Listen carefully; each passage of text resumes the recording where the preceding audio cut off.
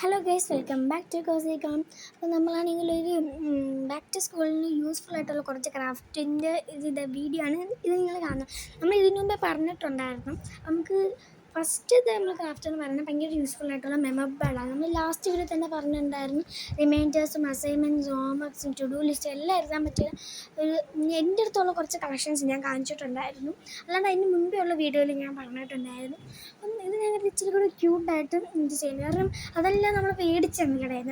അപ്പം ഞങ്ങൾ മേടിക്കാണ്ട് നമുക്ക് നമ്മളായിട്ട് തന്നെ ഉണ്ടാക്കി ഇതാക്കി ചെയ്യാം എന്ന് നമുക്ക് ഇച്ചിരി പോക്കറ്റിലിട്ടുകൊണ്ട് ഇങ്ങനെ ചെയ്ത് ഞാൻ ഉണ്ടാക്കുന്നൊരു സ്റ്റിക്കി നോട്ട് കണക്ക് അല്ലെങ്കിൽ ഇങ്ങനെ എടുക്കാൻ പറ്റുന്ന കീറി എടുക്കാൻ പറ്റുന്ന ഒരു രീതിയിലാണ് ഞാൻ ഉണ്ടാക്കുന്നത്. അപ്പോൾ ഞാൻ ആദ്യം ഒരു ഫ്ലവർ വരച്ചു കൊടുത്തു, പക്ഷേ അത് എനിക്ക് ഇഷ്ടപ്പെടാത്തതുകൊണ്ട് ഞാനത് മായിച്ചെടുത്ത് ഞാൻ പിന്നെ ഒരു ക്ലൗഡ് വരച്ചു കൊടുത്തു. ഇച്ചിരി വലിയ ക്ലൗഡാണ് വരച്ചത്.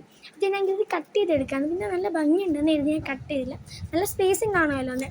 അപ്പോൾ ഞാൻ ലാസ്റ്റാണ് കട്ട് ചെയ്തത് പേപ്പേഴ്സ്. നമ്മൾ മടക്കിയിട്ട് കട്ട് ചെയ്തില്ലായിരുന്നു, പിന്നെ ലാസ്റ്റ് പേപ്പേഴ്സ് എല്ലാം കട്ട് ചെയ്തു. അതിനകത്ത് സൈഡിൽ ഞാൻ ബോർഡറായിട്ട് കൊടുത്തിരുന്ന ഹൈലൈറ്റേഴ്സാണ്.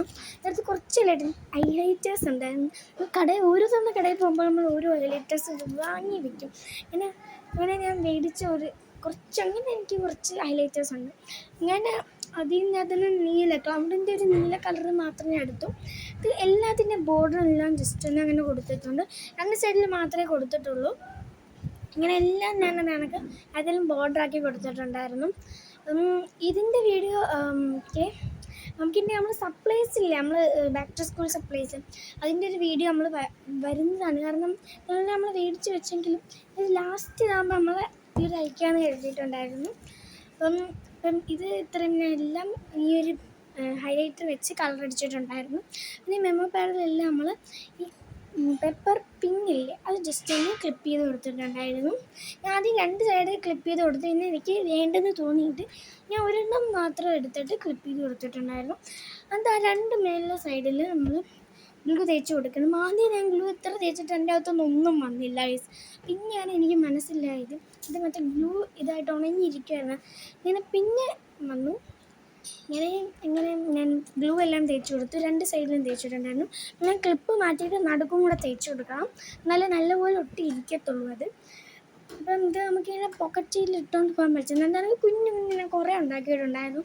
ഈ ബുക്സിൻ്റെ എല്ലാത്തിൻ്റെ ഒരു വീഡിയോ നമ്മൾ ഇട്ടിരുന്നല്ലോ, അപ്പം അതെല്ലാവരും പോയി കാണും. ഇതിനകത്തിപ്പോൾ നമ്മൾ ഉണ്ടാക്കുന്നത് മാത്രമേ കാണിച്ചിട്ടുള്ളൂ, ഉണ്ടാക്കി കഴിഞ്ഞ് ഞാൻ കാണിച്ചിട്ടില്ല. അപ്പം അതും ഉണ്ടാക്കിയിട്ടുണ്ട്. ഗമ്മും തേച്ചിട്ട് അവൾ ഉണങ്ങാൻ വെച്ചിട്ടുണ്ട്. അപ്പം പിന്നെ നമ്മൾ വേറെ സംഭവം, ഒരു പേപ്പർ എടുത്തിട്ട് അത് മടക്കിയിട്ട് എനിക്ക് ഇച്ചിരി കൂടെ വലുതായിട്ട് തോന്നുന്നുണ്ട്. ഇവിടെ എഡ്ജസ് എല്ലാം ഞാൻ വെട്ടി ഒരു നോർമൽ രീതിയിൽ ഉണ്ടാക്കി. പറഞ്ഞില്ലല്ലോ, നമ്മൾ ഉണ്ടാക്കാൻ നെയിം സ്ലിപ്പാണ്. അപ്പം നമുക്ക് നെയിം സ്ലിപ്പും കൂടെ ഉണ്ടാക്കാം. നെയിം സ്ലിപ്സിൻ്റെ ആ എഡ്ജ് ഞാൻ പറഞ്ഞില്ലായിരുന്നു ഇച്ചിരി ഇത് കൂടിപ്പോയെന്ന്. അപ്പം അത് രണ്ടും 4 സൈഡും ഞാൻ കട്ട് ചെയ്ത് കളഞ്ഞിട്ടുണ്ടായിരുന്നു. 4 സൈഡും കട്ട് ചെയ്തിട്ട് എൻ്റെ സൈഡിൽ എല്ലാത്തിനും വീണ്ടും ഹൈലൈറ്റേഴ്സ് ഞാൻ ഇത് അടിച്ചു കൊടുത്തിട്ടുണ്ടായിരുന്നു. അപ്പം എല്ലാത്തിലും ഞാൻ അങ്ങനെ തന്നെ സൈഡിൽ ആ 2 സൈഡിൽ മാത്രമേ വീണ്ടും അടിച്ചു കൊടുത്തിട്ടുള്ളൂ.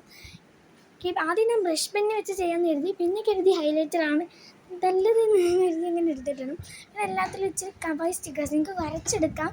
ഞാൻ പെട്ടെന്നൊരു എളുപ്പപ്പണിക്ക് വേണ്ടിയാണ് കവായ് സ്റ്റിക്കേഴ്സ് അടിച്ചു കൊടുത്തത്. കാരണം നമ്മൾ കുറച്ചധികം നെയിം സ്ലിപ്സ് ഉണ്ടാക്കിയിട്ടുണ്ട്, അതുകൊണ്ട് തന്നെ ഓരോന്നും വരച്ചെടുക്കുമ്പം കുറേ സമയം പോകും. അതിനെക്കാട്ടി ഇച്ചിരി കൂടി ഈസി ആയിട്ടുള്ള മെത്തേഡാണ്.